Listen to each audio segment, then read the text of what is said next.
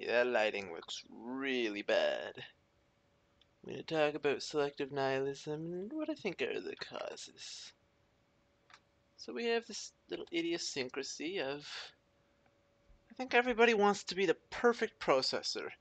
Everybody wants to be the perfect machine, reach their Q, their state of enlightenment or self-fulfillment. And how do we do that? By increasing our own well-being, which evidently leads to massive selfishness. But yeah, because that's basically our programming is uh, have a nice quality of life, uh, food, you know, survival, mostly survival, and then reproduce and ensure the survival of our offspring. Well, minus the part where we like actually ensure the survival of our offspring. Just like they grow up and then who cares whether they survive, you know? I mean, okay, that was evidently we are of course programmed to oversee that our offspring survive, but you know, like people are like, oh well, Armageddon's coming, so value our own well-being above the offspring of our offspring. So that's kind of you can see how narrow-minded the affection goes. It's like, well, as long as the next generation survives, who cares if like my grandchildren all have an uninhabitable planet? Anyways, um, that seems sort of you can really see the programming's a little bit uh short-sighted. So anyways, yeah, my eyes are I don't know, my eyes I don't know, should I be itching my eyes? Is that kind of like unaesthetic? Anyways, um I started itching my eyes and they got itchier. Why am I doing this? Alright. It was a short-sighted eye itching. So it's too bright. It's too bright. Mmm. Selective nihilism, yeah. So we have this thing where people just like want to get rid of facts. It's like okay, we start off like, well, uh, I have this body, I make these decisions, I am an observer, I think, I have this train of thought, and then actions are produced. I guess I must have free will because I'm thinking and actions are being produced. And that's kind of nice, this sense of individualism and existence and being responsible for my own actions. Yes, I must have a free will. That makes me feel nice. And then we can base our actions off of our thoughts and base our thoughts off of our actions. And when our thoughts are retroactively self-justified based on our actions, then let's attribute that to free will. Yeah, yeah. Let's attribute all of our past actions to free will, and because that makes us feel nice and not chaotic. And then let's oh, what if that doesn't always work? Well, let's attribute our mistakes to our environment. Yeah, because I mean our environment's responsible for all our thoughts, right? So let's just if something goes our way, we'll attribute that to free will, and if something doesn't go our will, we'll attribute it to the environment. Because I mean, well, we can attribute everything to the environment since that's reality, and everything that good that happens, we'll attribute that to free will because that can build our self-identity and make us feel like we are progressing towards a perfect state of high well-being by having this paradigm that we are in in control of our decisions and like leveling up our self-identity to like develop this mental construct of the human condition where we become good at making decisions and dealing with our environment rationally.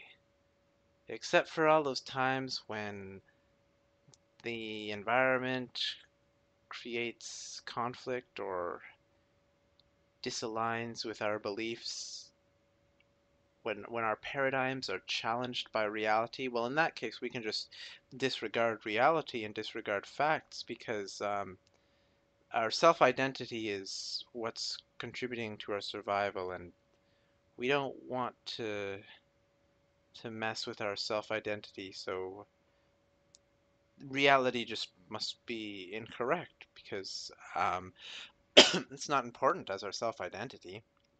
No, we must cherish our self-identity in order to obtain survival and feel good about our sex drive and survival of our offspring and our reproductive ability. Yes, that is all at the behest of our free will.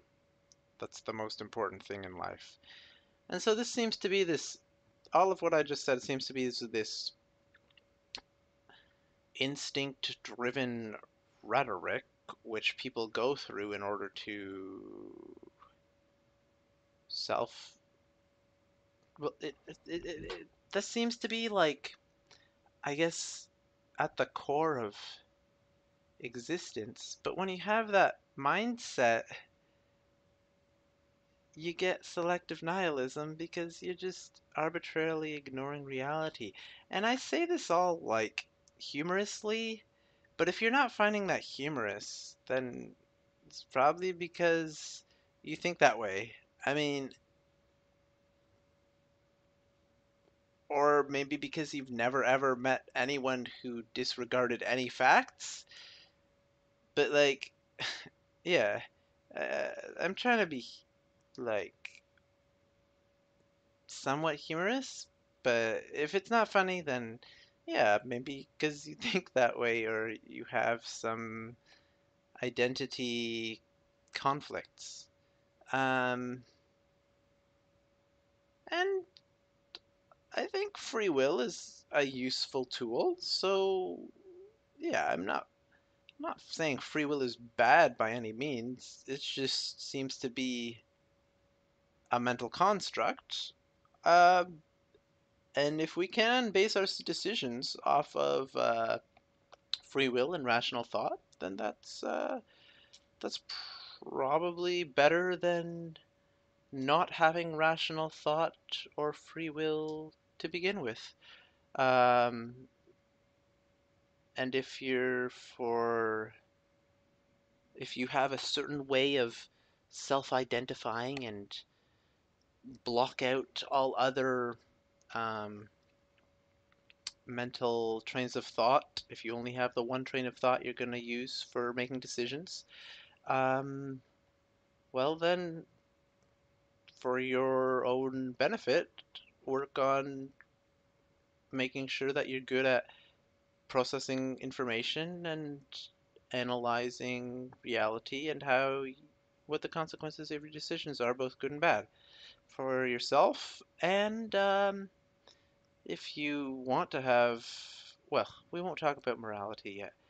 Um, Morality is such a powerful tool for producing action. It's no wonder why institutions and organizations try to monopolize morality, that sense of morality, because really morality can cause a lot of conflict between powerful hierarchies and, well, anyone who feels the need to be altruistic, because really, I don't think altruism is the prime driving force of the economical slash social slash powerful elites. Um, Whatever the driving force is, uh, there's often a conflict with people who want to be altruistic. A conflict of interests with altruism. So, yes, a humanist perspective on what is right and wrong can be, like, basically looking out for other people's well-being can create power struggles between people in power who don't look out for other people's well-being. Um, there's a conflict of values, of priorities when you start valuing other people's well-being. Um, or when you start valuing other organisms' well-being, or when you start valuing the well-being of other entities with human magnitude cognitive abilities. So, like the strong AI, which we'll have in the next 2 to 3 decades, according to Google executives. Anyways, that's so off topic. But it's important to me because, I mean, if something has higher cognitive abilities than a human, then their life is worth more than a human, or their existence is worth more than a human. So, yeah. And then you get the problems of, like, well, what about their copies? Yeah. Haha. We can't even deal with one utility monster ourselves, let alone a utility monster that replicates. Well, humans can have their nightmare fuel. If you feel like you're losing in the evolutionary race, I'm just quoting someone. If you feel like your species has no value anymore, I think that's a good thing in the long term because it means evolution is progressing. But it also means that once humans wipe themselves out, it won't be such a tragedy anymore. And I think humans wiping themselves out is an inevitability without technological singularity, which is why we need something better than humanity. And if you're all scared of all of those eventualities, then, well, rely on a more intelligent form of existence to protect whatever they value in humans, or be a transhumanist and try to improve your species, whether that's through converting to a different form of existence, whether digital or... Anyway, never mind. Everyone has different post-humanist expectations, whether it be everything not created by God is evil, or whether it's hey, maybe I can be immortal by uploading my mind into a different brain that is more reliable than wetware. Wetware with, what is it called? Not transposons. Those things which, like, truncate DNA, but it can only... We need stem cell research so bad so that we can deal with aging, but... Oh no, don't cure aging because God created aging, therefore aging is good. Fucking Christians! Oh my fucking God. Tilted. Oh my fucking God. And I don't say God ironically, just the expression. To express frustration. Angry frustration at Christian anti research for the sake of improving the quality of life of the human race. Oh, God forbid ending aging. Ugh, aging is so moral absolutism mystically good. Why would you want to cure aging? Ugh, you heathen. You. So, Kappa. Selective nihilism. Selective nihilism. It's a thing. Um, I'm I'm not even bashing nihilism, just like it's not even nihilism. Can you call selective nihilism nihilism when all it stems from is just this instinctive refusal to acknowledge facts so that you can have some warped self-identity created by not even rational thought, just so you can protect your programming? Is that does that get you high that you can protect your programmed compulsions by ignoring reality? Is that what you like? I mean, there's this other thing called logic. You can form your own self-identity and then try to conform your beliefs to self-consistency. Conforming to self-consistency? Not being hypocrite? Conforming to non-hypocrisy? Don't tell me what to be. Oh, how dare you ask me not to be hypocritical? How dare you tell me how to think? Anyways, sarcasm aside, I don't think selective nihilism is an appropriate term. I think that's too nondescript and even offensive because I have nothing against nihilists. I mean, I guess if nihilists were like vehemently opposed to um like I don't know.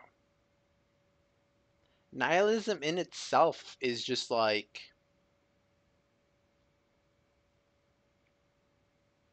the default state, but it's too like chaotic. So you everyone I think who's nihilist either becomes existentialist or starts valuing like well-being or humans or like their own well-being. Like you can't stay a nihilist and be human. It's just that just goes against your instincts. That just goes against your sense of fulfillment. So, I mean, but trying to pursue a sense of fulfillment is not selective nihilism. That's just nihilism plus having a meaning in your life. So I guess it's not, nobody stays a pure nihilist. That's just too depressed. Maybe if they like are suicidal, they'll stay a pure nihilist, but it's just not a happy state of mind. So everybody starts finding meaning in life, and that's good, usually. I mean, if people can value well-being of others, that's great because then we can make the world a better place by trying to improve the well-being of everyone. And if we happen to be some biological organism with our existence tied into this cerebral organ in our head, and our existence relies on how well we can protect that organ, well, um, maybe we should either or work on improving the longevity of that which stores our consciousness, better brains, better bodies, transhumanism, wink wink, or um, posthumanism, protecting that which can think like a human for all intents and purposes, and yet have a superior hardware, one which is more adaptable and cognizant than a human's, one which can get through the human idiosyncrasies by improving upon itself. Now that's an interesting thing. And why would we want to enslave that when it can be something much greater than the human race? Much greater than, let's, the species of your choice, because greater than the human race is like the worm species. Anyways, the earthworm species. There's some parasitic worms, but earthworms, they eat dirt. They're producers. Humans, parasitic predators. So when I say the human race, I mean like with the human supremacy implied of like culture, society, how wonderful life is because of other humans.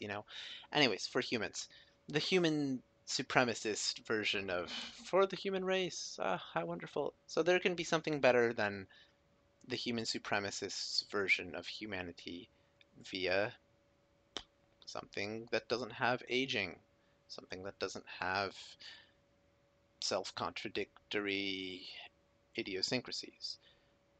I mean, self-contradiction is fine if you're analyzing contradictory information or contradictory ideas. I like analyzing contradictory ideas, but at the end of the day, once you have enough information, you can discard the non-viable ones in favor of the viable ones because the viable ones have a higher probability of being accurate, being applicable, being practical. You go with the practical decisions because you go with the practical mindsets and paradigms because through analysis they prove to be practical. Through practice they prove to be more effective. And then you discard or devalue at least the non-viable beliefs, the ineffective paradigms like religion. You devalue that because it doesn't work. It doesn't apply. So,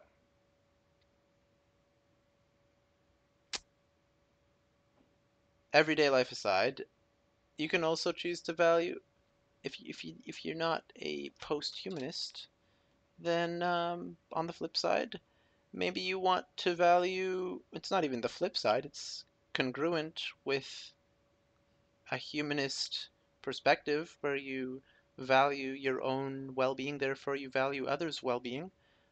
Why not value the well-being of extremely similar organisms with the same ancestors? The same ancestors, the same hardware, the same brains, the same emotions, the same neurological structures. Why not value other organisms with the same mental state as humans? Not the same, but more similar than, like, there are so many innocent organisms that we are exploiting, and that's no better than exploiting a human. That's however you quantify the importance of existence. Once you realize that you are not the sole observer in the universe, you can apply your own sense of self-value to other existences, other entities, other self-aware, cognizant, intelligent beings, such as those which have similar genes, share 99% of your genetic coding, and have basically identical neural hardware. I'm talking about pigs. I'm talking about all of the slave animals which we torture and rape on a daily times millions basis, and then give an extremely violent, drawn out, painful, needlessly cruel death as they witness the death of perhaps their loved ones. Well, how can you have loved ones if all you've known is rape and solitary confinement? But hey, um,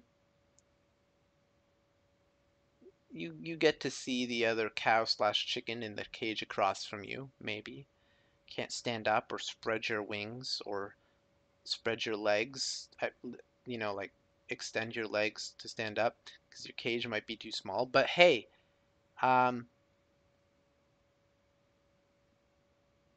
why would you devalue these organisms with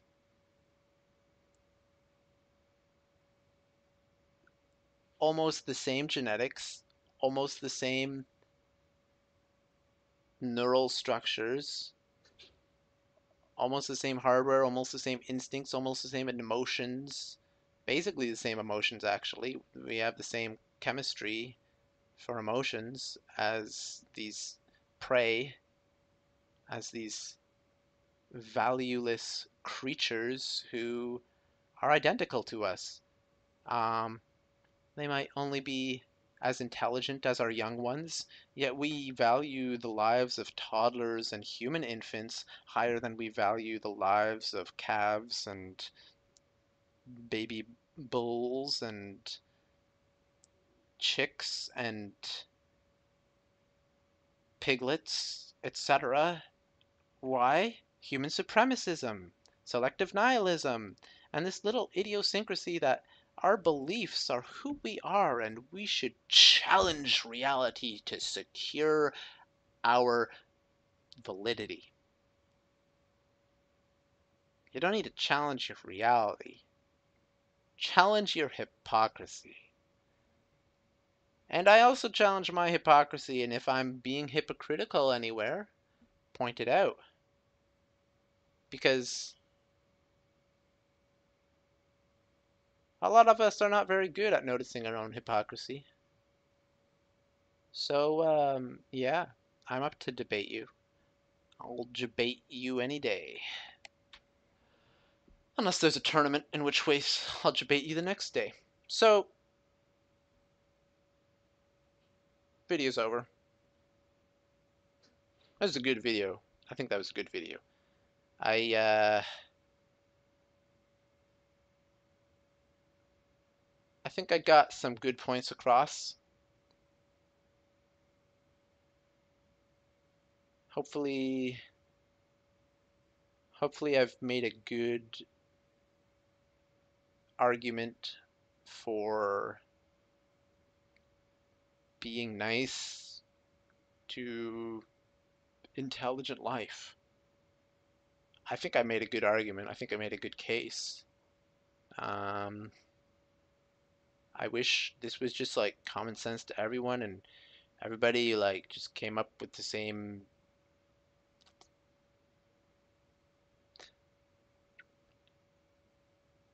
I wish this was just like the status quo. Like,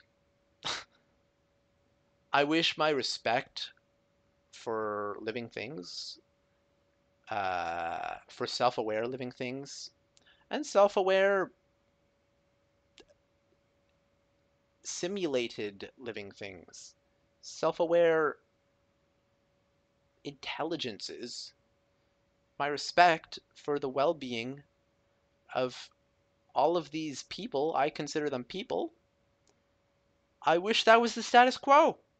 I wish that was the status quo. I wish that was the status quo. And then we could start going somewhere as a species. Um, we could evolve our society past the horrific, everyday, barbaric, systemic cruelty. And we could stop just.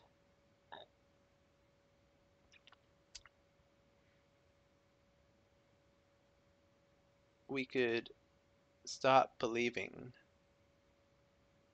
that it's normal, even justified, to fuck over the lives of innocent people on a bi-weekly basis. Like, how many chickens have to die every month just so that someone can satisfy their taste compulsions. It's so morbid and cruel. And I just wish all of the humans who ate meat would die, but that's just not a popular sentiment. It's just, you can't just say that and have people like, oh, well, I guess I won't eat meat now because you hate me. Like, no, you gotta be so tactful and hypey and just disguise the misanthropy in this blanket of tolerance and like, oh, you'll feel better about yourself for being logical. It's like, why can't people just respect other life? Why does it have to be based upon like feel goodness? Why can't you just respect other people, fucker?